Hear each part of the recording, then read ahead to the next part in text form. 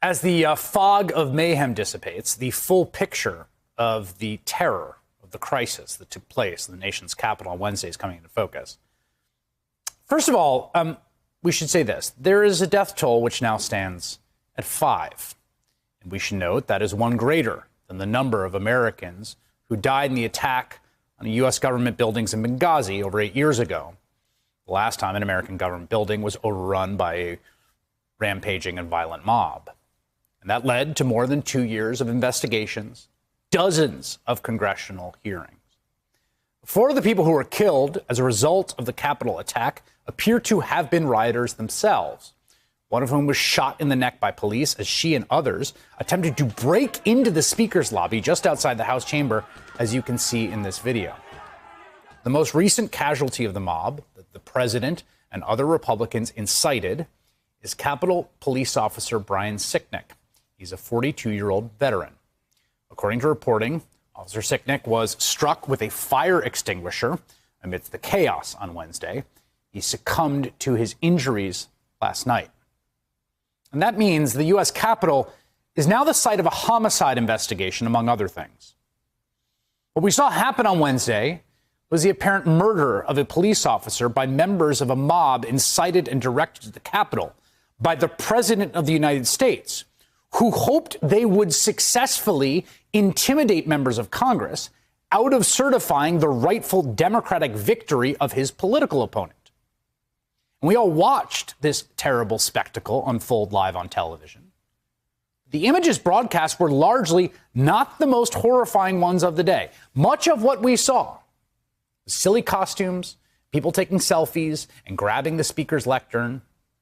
Looked kind of like a group that might even attend a Trump boat parade. But there was something way, way darker, more violent, more sinister, and more organized happening in that Capitol on Wednesday. And it's time we see it clearly. As crowds were gathering on the east side of the Capitol in the early afternoon, you'll remember that Republican Senator Josh Hawley of Missouri walked by giving a supportive fist bump on his way in to object to the Electoral College results, to vote against Pennsylvania seating their electors who voted for Joe Biden.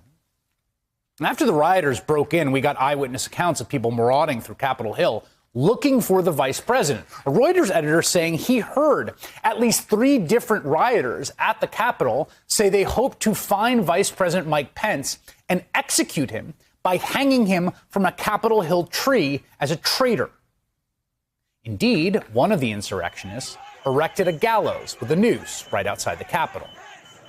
This is a video of a crowd chanting, "Hang Mike Pence." While Pence, the vice president, was in the Capitol, had to be taken to a secure location because he had failed to do the thing that Donald Trump told that crowd of people, that mob, that Mike Pence had to do or face consequences, or face their wrath. Here's some more footage. This is of an AP photographer being attacked as he covered the riots. He gets shoved around the crowd as it descends on him. Eventually, he's pulled to safety by a cooler-headed Trump supporter, luckily, or Lord knows what would have happened to that man. We're also hearing firsthand accounts of the terror from other members of the press. Erin Schaff, staff photographer of the New York Times, writes that she was in the Capitol Rotunda when suddenly 2 or 3 men in black surrounded me and demanded to know who I work for. Grabbing my press pass, they saw that my ID said the New York Times and became really angry. They threw me to the floor trying to take my cameras. I started screaming for help as loudly as I could. No one came. People just watched. At this point, I thought I could be killed, and no one would stop them. They ripped one of my cameras away from me, broke a lens on the other, and ran away. And then there are the deeply unsettling images of this guy in the Senate chamber, dressed in full tactical gear, carrying plastic zip ties. As Dan Coys writes for Slate, those are actually flex cuffs, the plastic double restraints often used by police in mass arrest situations. They went into the Capitol, as Congress was counting electoral votes, equipped to take hostages, to physically seize officials, and presumably to take lives.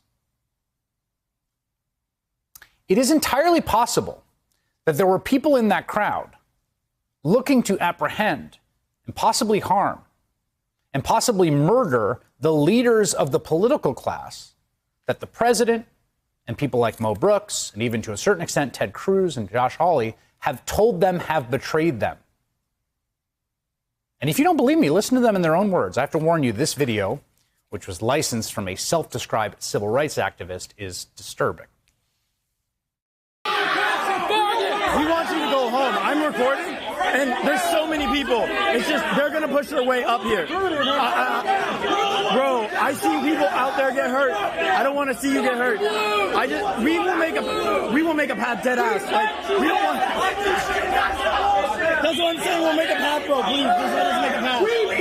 Just let us make a path. When the whole country hates you. I want you to go home. Go. Let's go. Get this shit.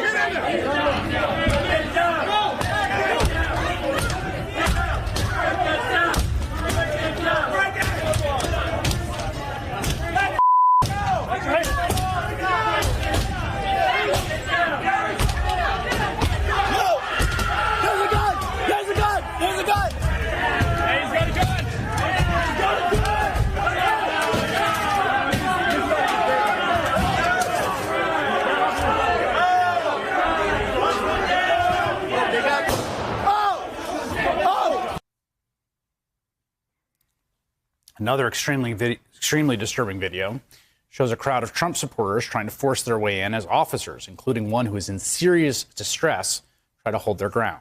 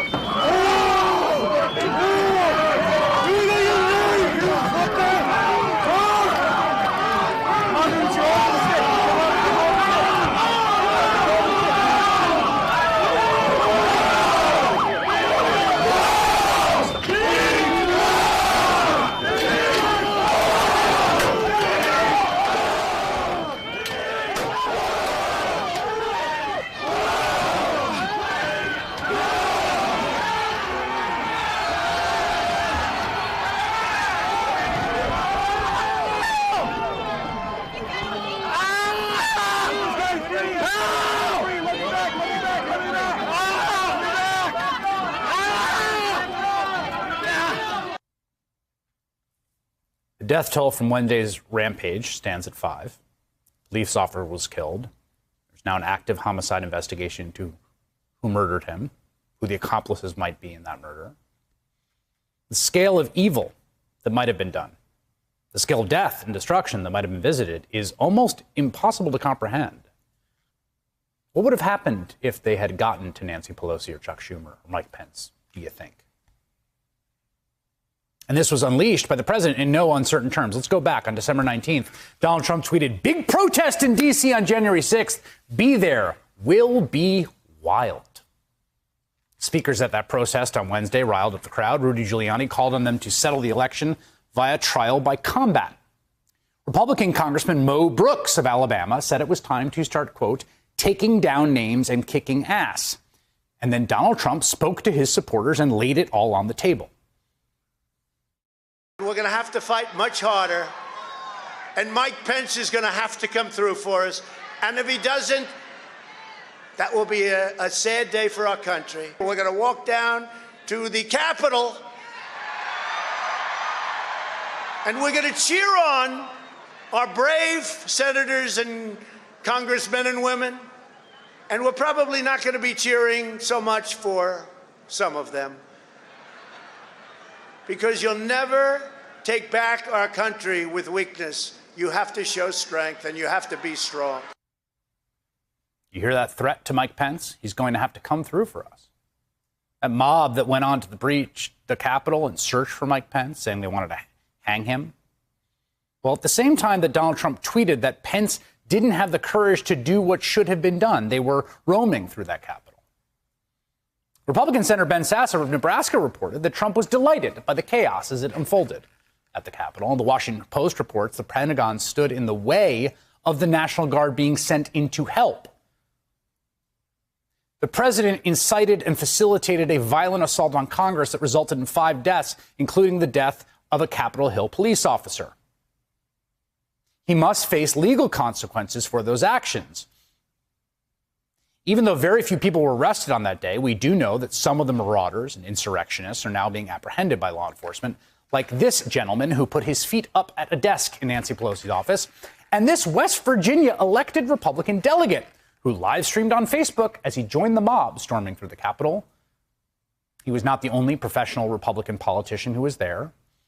Here's former Pennsylvania congressional candidate Rick Saccone, who you may remember as the guy who lost a special election in 2018 in a district Trump won by 20 points, also posting on Facebook about storming the Capitol. But tonight, more than 48 hours after that mob stormed the Capitol, we still haven't gotten a full briefing from the Capitol Hill police on what the hell happened and who was injured and who was hospitalized and how. Everyone is piecing this together from reporting and video, and it's hard to put the full picture together.